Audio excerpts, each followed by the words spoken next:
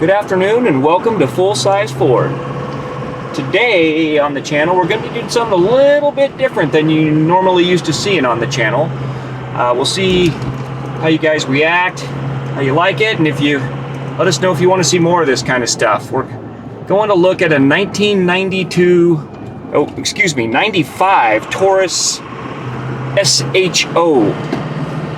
Super high output with the Yamaha V6.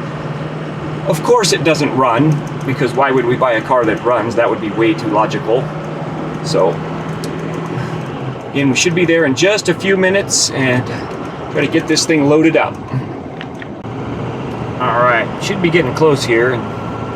Yes, it's March, and yes, it's still snowing, but that's life in the Pacific Northwest. Don't worry about that. Hope the gate's gonna be open here where we gotta turn in. Looks like we're good to go.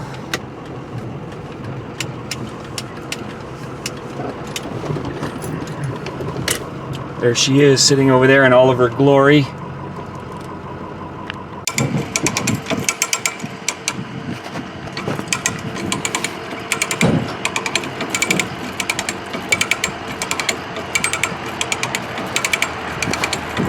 She is coming up on the trailer.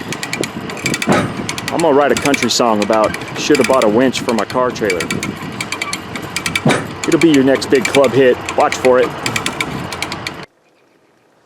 Alright, so she's home. We're gonna leave it on the trailer for now. We'll run a couple, gonna get some hood struts for it so the hood will stay open. Could do the vice grip thing, but it's a Taurus, man. It's a show. She deserves new hood struts. So, all in all, car's not in bad shape. It's a crank no start, so we'll be able to here shortly diagnose and see if we either got a crank position sensor, DIS module, or possibly a fuel pump issue. And hopefully we will make this show scream again. These are actually really, really fun cars to drive. This one's a 5-speed manual. In 93 to 95, the second gen here, which comprises 92 to 95. There was a from 93 to 95, there was an automatic available. Those actually have actually use a 3.2 liter, just to make up for the parasitic loss of the automatic transmission. Ford ups size of the motor a little bit, but they're very, very, very close. We did on the way home, we were able to stop by Pull and Save and get a passenger front window for this. Motor still works, but the window's broken out, so we'll get that changed out. So we'll have to get the windshield replaced in it too. Do a little work on the carpet.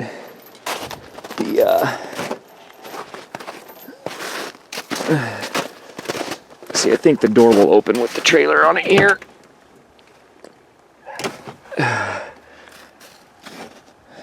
You can see why we like these cars so much. 3 pedals.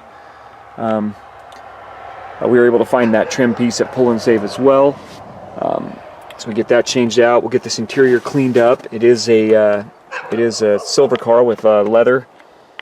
Does have the bolsters and everything, just like the Thunderbird Super Coupes. This is not a sunroof car, which is fine. One thing we don't have to worry about leaking.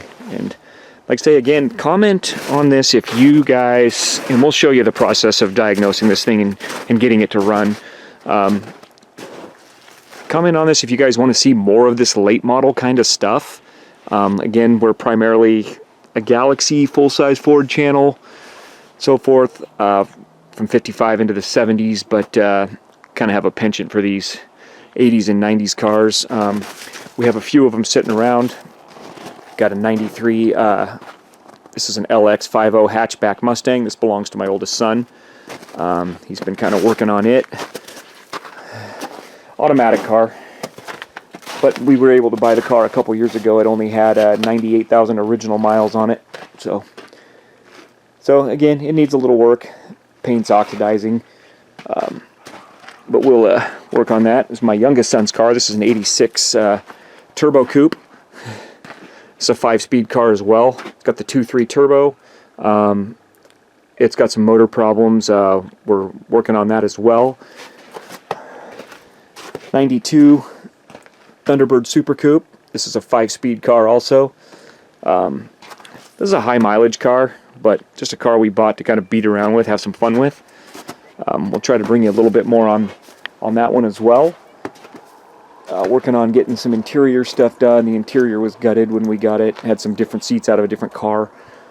So working on that. This is a first-gen SHO here, which were made from 89 to 91. This car has actually been swapped with a 3.2 liter out of an automatic car. It's a 5-speed car also. Again, still not in bad shape for a 1991. This one is leather.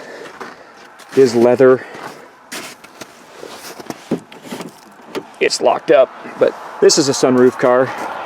This has the what came on. This isn't a Taurus Plus, but there was a Plus model in '91, and they had a fiberglass hood that has a little bit of a bulge to it. And you can kind of see it there. And this one does have that. This one does have a police grille, which is a desirable piece. We do have a new fender for that other side.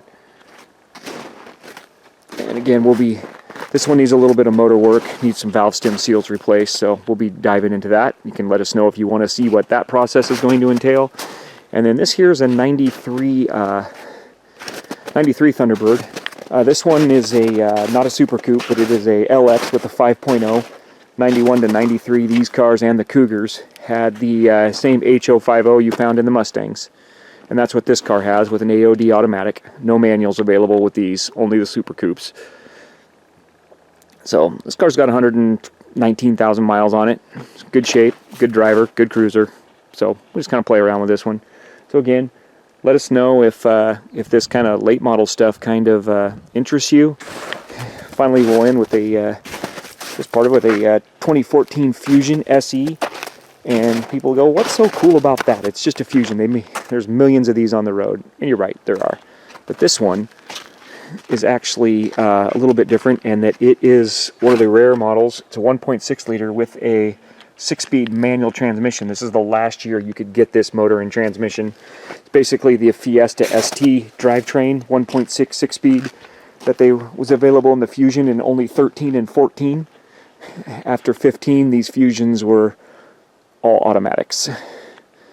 So again, kind of a rare car, a little bit different. You rarely see these, especially in the West. It seems like most of them seem to be in the Northeast and Canada. We've got this one out of Minnesota. And lastly, we've got our O2 GT. This one is a runner. It's a 5-speed car as well. BBK long tubes, BBK intake, so forth. 410 gears. Fun little car, but it's got 203,000 on it. But we just were able to buy a motor off eBay last year that only had 19 out of a wrecked GT with 19,000 miles on it. So it's got a fresh motor in it, and I'd say good little driver. So again, next time you see us, we will be working on this Taurus and trying to get this thing to start. So it was about a week ago that we brought the 92 Taurus home, and as you can see, it's been snowing for the last couple days. But finally got a break in the weather today. It's supposed to warm up into the 50s next week, so we'll hopefully be able to get some work done. But today we're going to try to get some of this snow moved out of the way, and we're going to start working on this passenger side window. So a lot of people don't like doing these because of Ford used a lot of rivets in these days on the door parts, and we'll show you that they're actually not that bad. Free tools? We got free tools with the car? All right. So luckily the previous owner put a tarp over the window to try to preserve the inside. Kale's going to get that out of the way. Trying to get enough snow cleared away, we can get to this thing, and so we get a replacement window in it. And this free sweatshirt. More free stuff. Man, this just keeps getting better all the time. Oh, wow. Those probably aren't even as good as Harbor Freight, huh? Yeah, probably not. And Nice. the vent thing? Yeah, I don't know if that even goes to that car, but we'll find out. So, let's get a quick look inside this car. Needs a little cleaning up, but overall it's not that bad. The leather's not ripped up. Still has somewhat of a headliner in it. Definitely needs some cleaning. So, and there's the first thing we'll do is start taking apart this door panel so we can reveal these inner window guts, and we'll start to get to changing this window. Get this little thing off right here. It's kind of not the most fun thing working over this trailer, but it doesn't run, so we'll get this window in it so it quits getting wet inside, and then we'll go to work on seeing why it won't start. I don't know if we have a fuel pump issue or...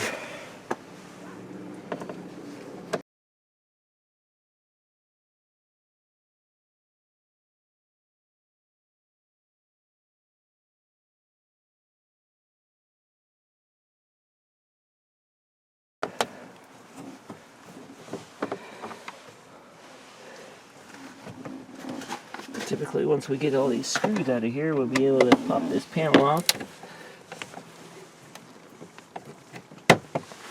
Chop, I'm going to get in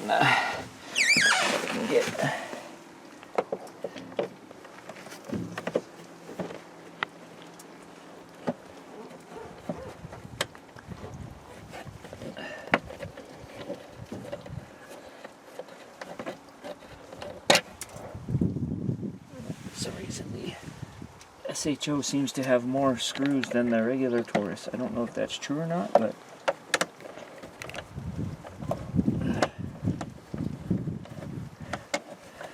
the car at the wrecking yard that we got the window out of didn't seem to have this many screws.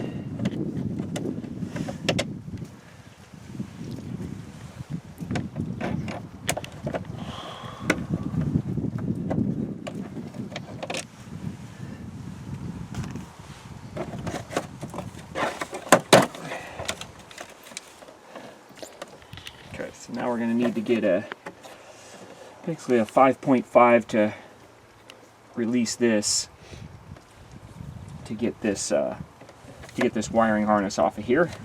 So I'll go get those tools. Carefully pry this up off these pins, which will release this from that. So hopefully these switches are good.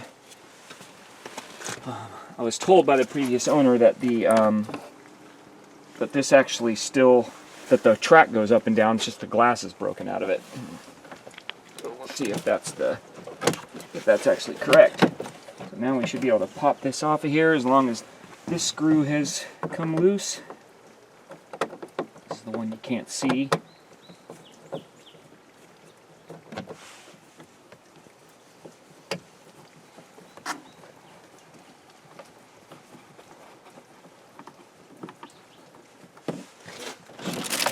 Be clear. Oh, yep, there goes all the glass out of it. Have a little cleanup later.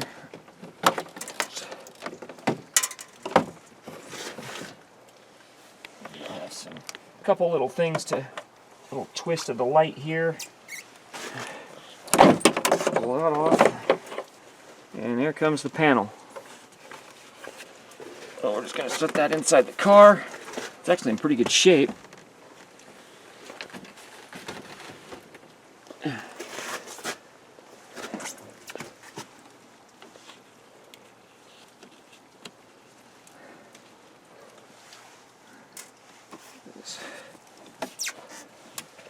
Then these here we'll remove. Go grab a trim tool. Probably have to take the speaker out.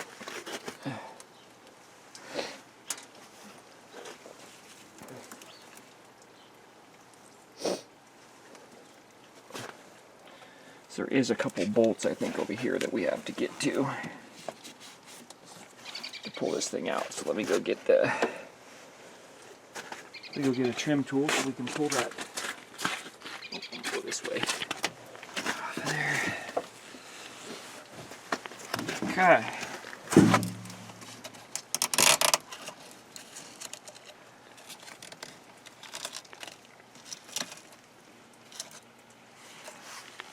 Broken glass. Peel this off.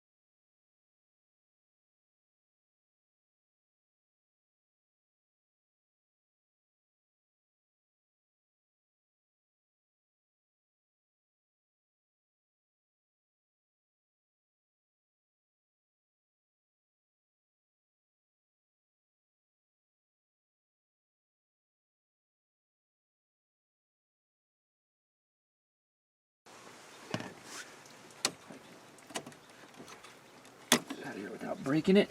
It's kind of brittle. Okay, so that's going to expose your motor, and you can see that they bypassed the Ford factory wiring.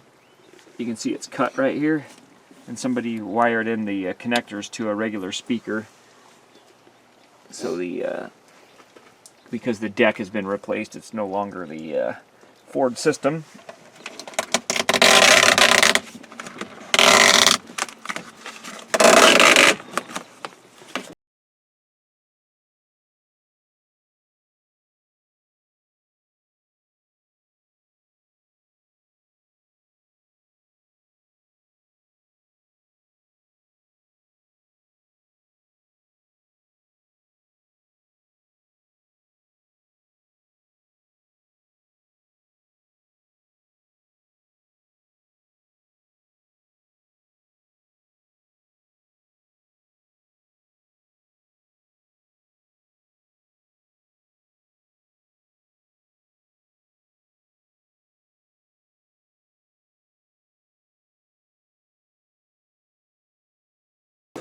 Alright, so Kale, we're probably going to have to get the shop vac and try to vacuum a bunch of this glass out of here. Okay. I don't think we can just let that hang there. We don't take it all the way off. And then these are the rivets we're going to have to pull. Basically here and over here. These 4 rivets basically hold that window regulator into place. So we're going to have to punch those rivets out, and then we're done. We're going to bolt that new assembly in. So we need to get some more tools and get a vacuum, and we'll be back in a moment.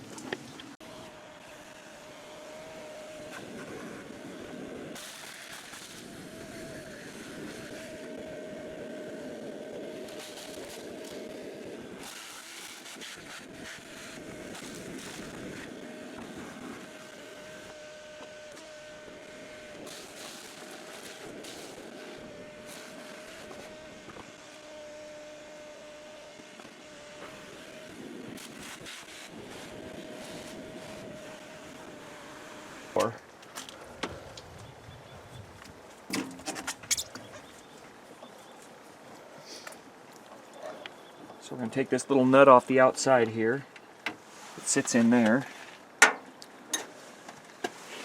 it should hopefully be able to pop this thing off of here, like so.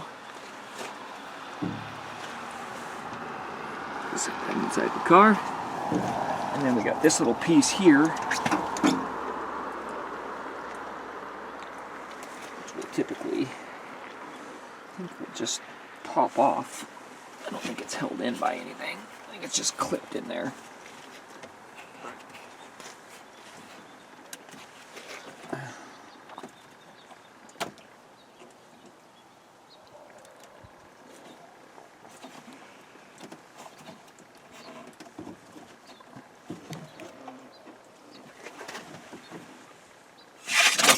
There we go. Get that out of there. Now we have clear access to the top of the... Of course I'm going to get grease on my hands. So we're going to...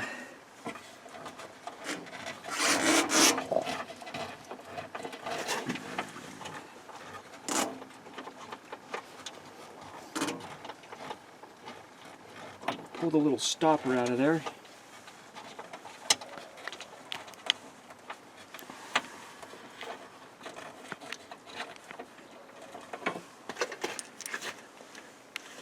You can see that hole is slotted there because that is adjustable for the window stop, so we'll have to set that back hopefully where it was. Now we can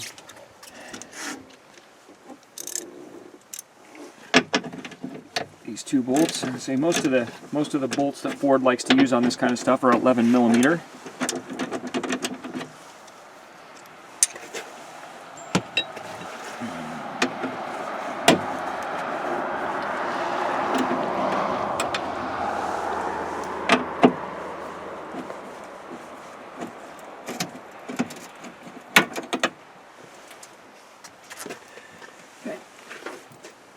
Two out of the way, that will free this piece up as part of the regulator.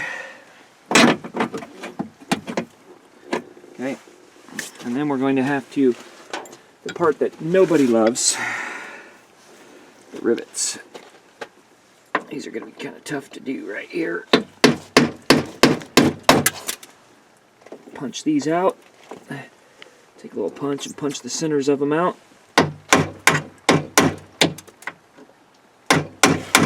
And people are like, oh, aren't you going to break the window? No, haven't had it happen yet. This one has no window, so really no love lost here.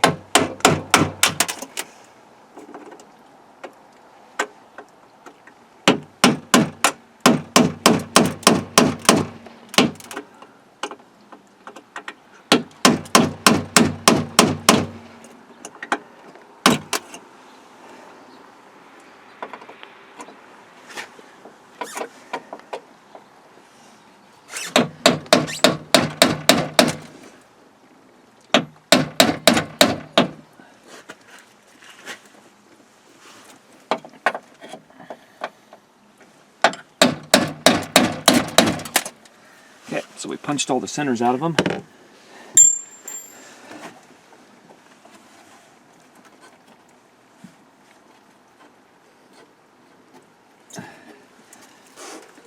Let me go get another. I'm going to take a chisel. I'm going to punch the top of those off.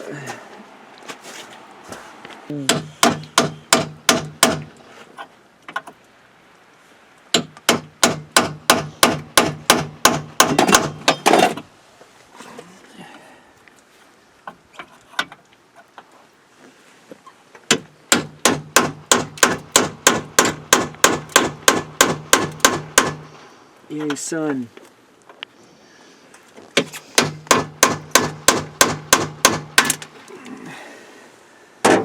Feels nice.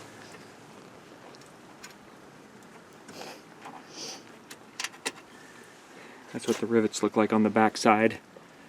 These little butterfly things.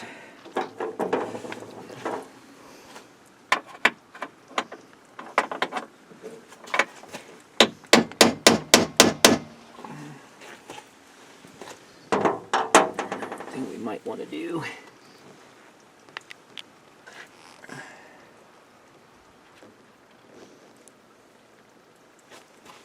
I'm gonna go grab another socket real quick before we... I'm good. Easy there, Tiger.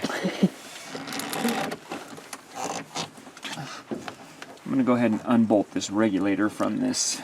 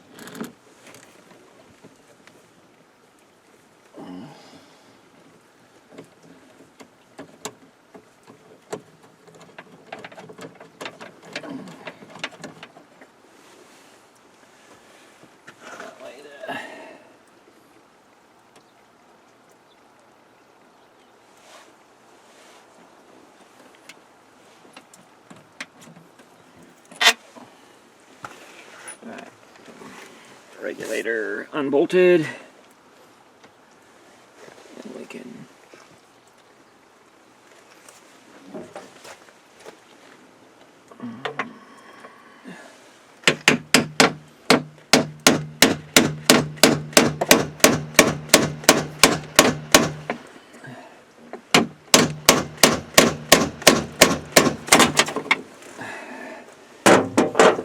gone. Pesky rivets.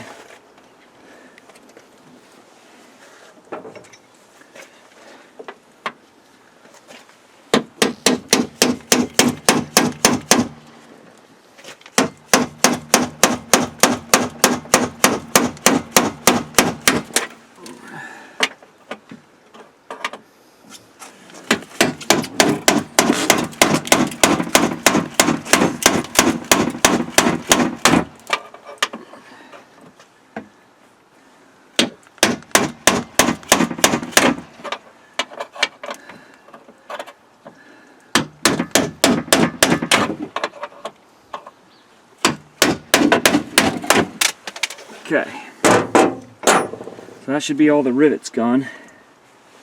So now this whole assembly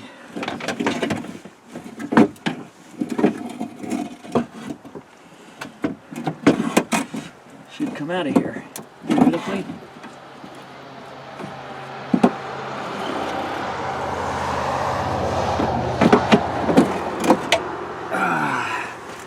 There's our old regulator. You can see where these rivets are, where the old window bolted on. Not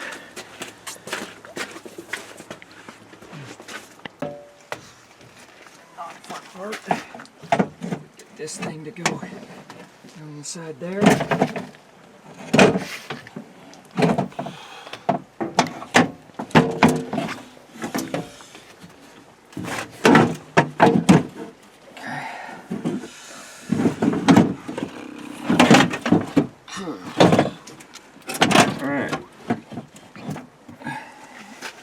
Okay, so now what we're going to need to do is probably get some like painter's tape, and we're going to need to get the tape the window up in the track so it holds it in place.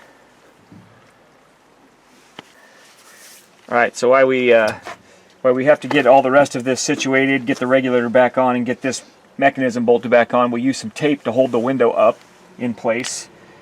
And now we'll start getting to starting to button this back up and get it back together. Is it like... Sometimes it takes little hands.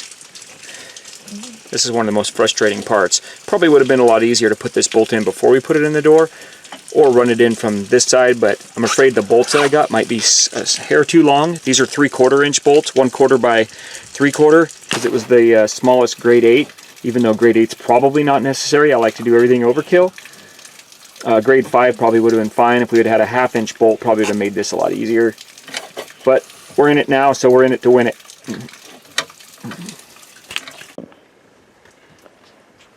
So we see we got our 4 bolts in now where our rivets were. Again, I'm hoping these are a little not too long. We may have to trim these down if they interfere somehow with the installation of the door panel. We're hoping that they're not. So it takes a little bit to get these in. If you're going to bolt these in from the backside like I did, you probably want to put some of these bolts in before you actually put the regulator assembly in. Basically, we just slid this back on, bolted it back down. Now we can go to putting the speaker back in and hooking up the rest of this, putting our door panel back on. Now we're going to go put this window stop back in. And these are adjustable. As you can see, this hole is slotted on this.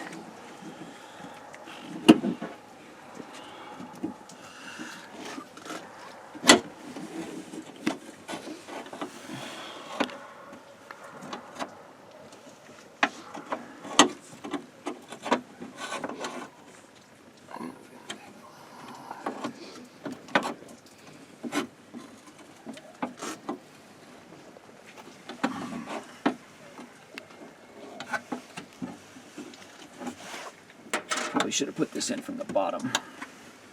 It'd be easier.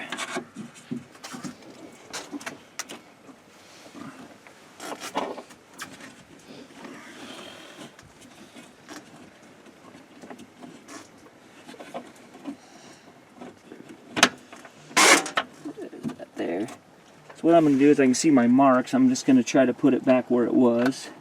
May have to be adjusted if...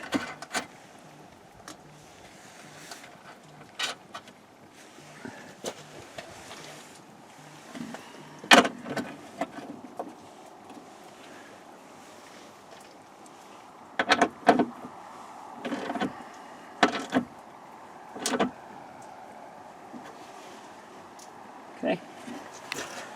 That back in. Alright, so here we've got our panel back on. Panel installation is just reverse of the removal, so it's pretty self-explanatory. Everything wired back up. This car has no battery, so the next step is to get a battery in it, test our window, and then start working on seeing why this thing doesn't start. So as you can see, our glass is in, now complete.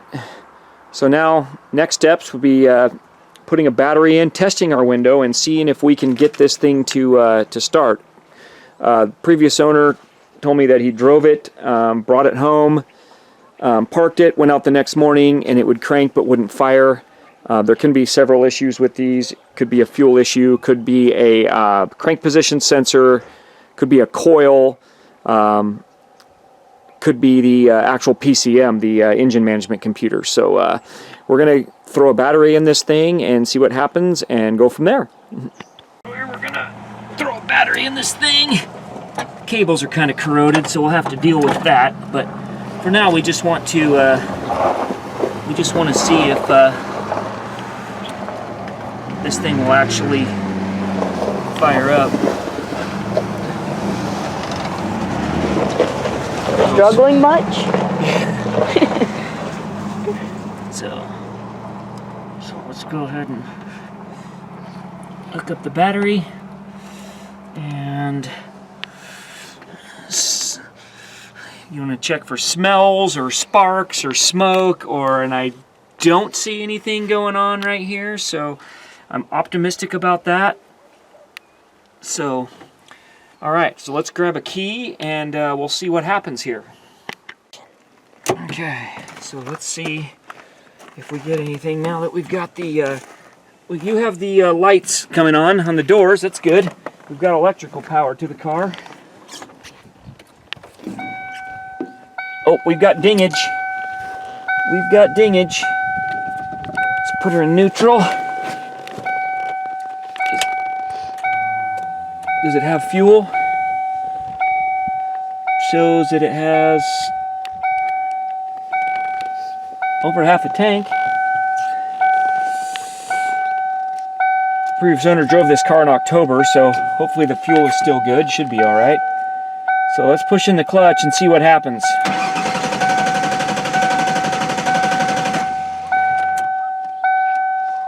Try it again. Crank, no start, just like he said. Oh, there she fired for a second. That's a good thing. That might mean our electronics are okay. Alright, so next step, let's go ahead and measure, oh, and while we're here, let's test our window that we put in. Oh, look at that. She's going down. She's going back up.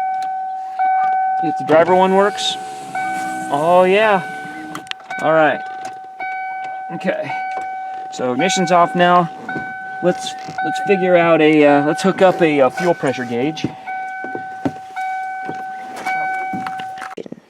All right. So what we're going to do is test fuel pressure on this and verify that our fuel pump is working properly. So what you want to do is locate your fuel rails, which this is a multi-port injected motor, so you'll see the rails right here underneath the runners, and you've got a Schrader valve right on top, just like you would fill your tires with. So we're going to screw this little adapter on here.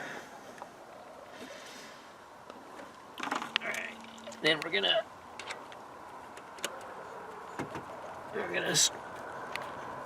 hook this up. Then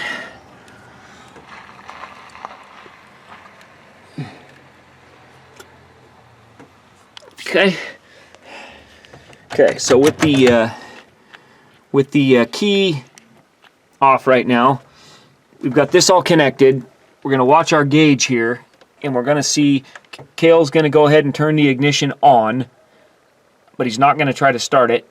You can see it goes to about 20. Go ahead and try it again, Cale. Get to almost 30, and then it just bleeds right back off. So we've actually don't have much fuel pressure. So now go ahead and crank it.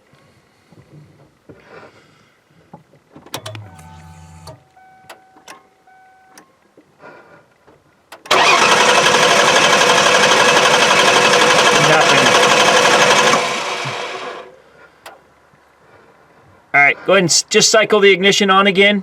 What? Just cycle the ignition on again.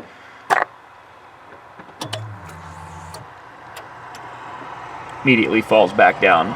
So we basically have no fuel pressure. So it looks like we've got a bad pump, which actually that's an encouraging thing, because that means that the electrodigicals may be okay. And because these are not really a whole lot of fun to put a crank position sensor in. Basically the front part of this motor's got to come apart. So yeah, so it looks like we'll be going to looking like we're going to fuel pump town.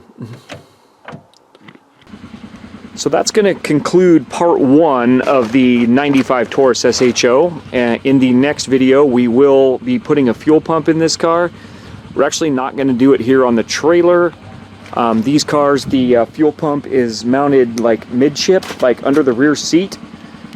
Newer cars, like my 06 Mustang, they actually have an access panel to get to the fuel pump. Not so much on these older cars. Some people will cut a hole in the floor and make a panel so they can access it if they have to do it in the future, but I don't like cutting these cars up.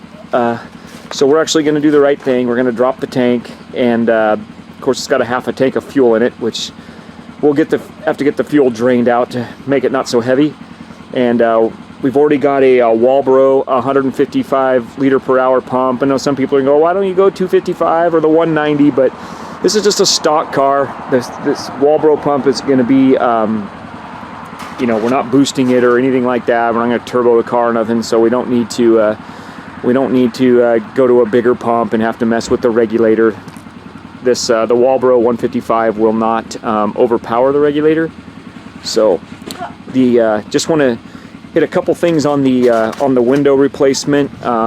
This is really something that's time consuming but pretty simple. You don't need a lot of tools.